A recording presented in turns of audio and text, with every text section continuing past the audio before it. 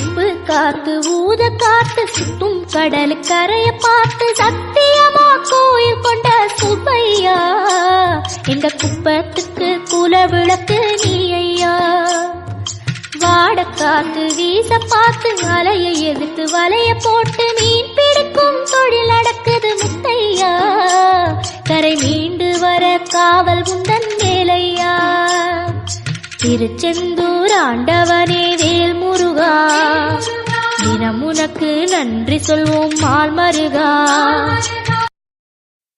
நாளைக்கு ஆடி கடைசி செவ்வாய், அதுவும் போக முருகப்பெருமானுக்கு பிடிச்ச விசாக நட்சத்திரம் நாளைக்கு இணைஞ்சு வருவதனால இந்த கடைசி செவ்வாய்க்கிழமை ரொம்ப உகந்தது.